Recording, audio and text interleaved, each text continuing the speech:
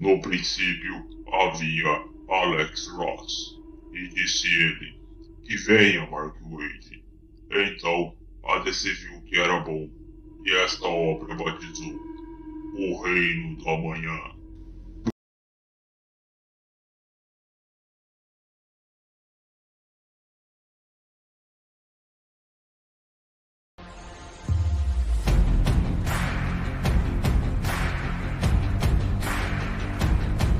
O Reino do Amanhã é uma obra que já lhe impacta somente com o nome. Lançada em meados de 1996, esta é uma história que, ao meu ver, já nasce clássica. A história retrata um futuro distópico ou utópico, dependendo do seu ponto de vista, e traz uma trama envolvendo o panteão dos personagens da DC Comics, bem como alguns personagens secundários. Em certo ponto da história, há uma espécie de flashback que mostra um momento chave que desencadeia muitos, se não a maioria dos eventos que presenciamos em O Reino do Amanhã.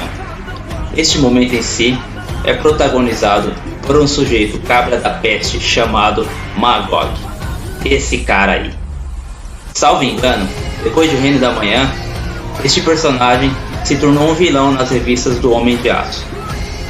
Resumindo, este momento chave é a gota d'água para provocar uma mudança da opinião pública a respeito dos heróis clássicos, principalmente a Liga da Justiça da América, que são considerados bonzinhos demais até com os maiores atrozes da humanidade. Com isso, a Liga da Justiça e toda a galera icônica são pressionados a se retirarem, se aposentando de seus feitos heróicos. Alguns indivíduos, como Lanterna Verde, que neste arco é representado por Alan Scott, o primeiro Lanterna, constrói uma espécie de satélite, que serve como uma base de vigilância na órbita da Terra para detectar e impedir possíveis invasões alienígenas. Invasões estas que nunca ocorrem. O Aquaman, que aparece muito pouco nessa história, porém, com um dos discursos mais impactantes e incisivos da trama, passa a viver apenas no mundo subaquático, agora abraçando completamente a postura de um rei em toda sua majestade.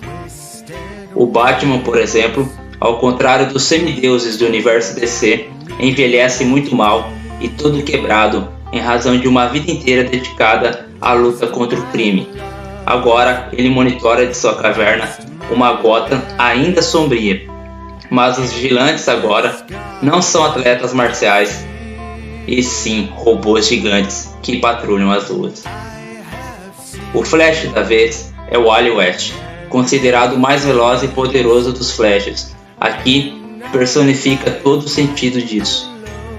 O Espectro está assustadoramente fantástico, uma extensão digna de ser chamado de o Anjo da Vingança de Deus. É ele quem conduz a trama, acompanhado de um pastor ancião que, junto do Espectro, presencia etapa por etapa do que leva a humanidade à beira do apocalipse. O Superman, que nesse gibi está a cara do ator Russell Crowe, some do mapa. Na verdade, ele se isola na sua fortaleza da solidão e mantém algum contato com a Mulher Maravilha, que por sua vez tem observado mais de perto os novos super-heróis que combatem o crime e protegem os cidadãos, se é que podemos chamar isso de proteção. Mas enfim, é a partir dessa displicência que alguns dos antigos heróis se veem forçados a retornarem para pôr ordem na casa. Após uma explosão causada numa treta entre esses novos heróis e o Parasita, essa explosão devasta uma área considerável do estado do Kansas, nos Estados Unidos da América. Com o retorno de alguns pesos pesados da DC na área, a molecada insurgente, sejam heróis ou vilões, foram sendo um a um enjaulados numa espécie de prisão para super seres. Em paralelo a esse contexto, como não poderia deixar de ser, um tal Lex Luthor e alguns asseclas das antigas elaboram um plano para se safarem dessa nova ordem imposta pela Liga da Justiça, liderada por um Superman muito ameaçador. É aqui que entram dois detalhes que tornam essa história muito excitante. Primeiro, o fato de que o Batman não apoia o Superman com esse retorno, e com isso não integra também a nova Liga da Justiça. Indo mais além, Batman se une a outros vigilantes, como Arqueiro Verde na tentativa de ser talvez uma força que se oponha a uma Liga da Justiça não só poderosa, mas disposta a passar por cima de todos.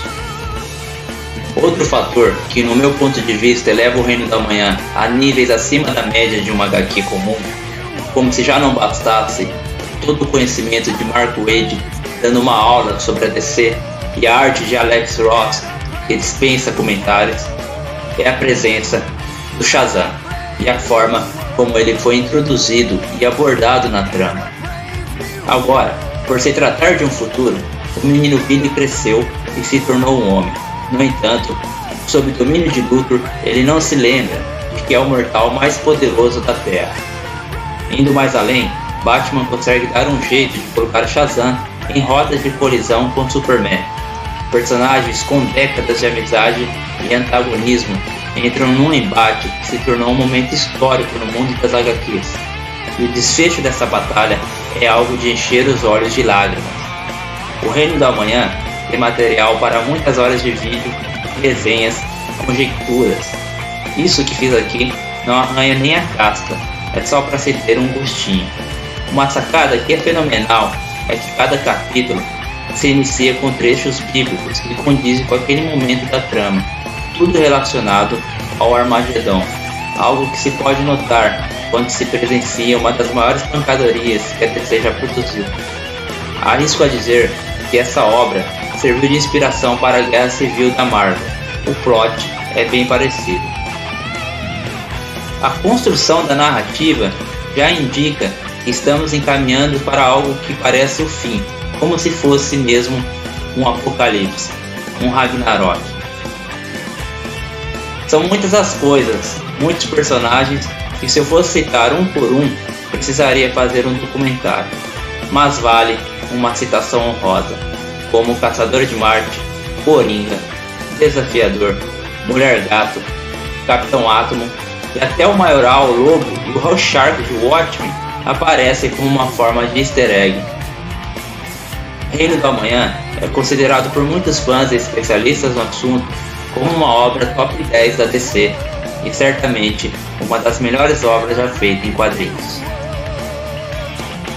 Se você ficou interessado nesse quadrinho, você pode adquiri-lo pelo link da Amazon abaixo na descrição desse vídeo. A trilha sonora ficou a cargo de uma banda pouco conhecida, Iron Maiden, pela música Brave New World.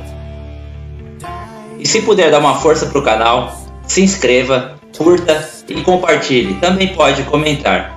Grande abraço!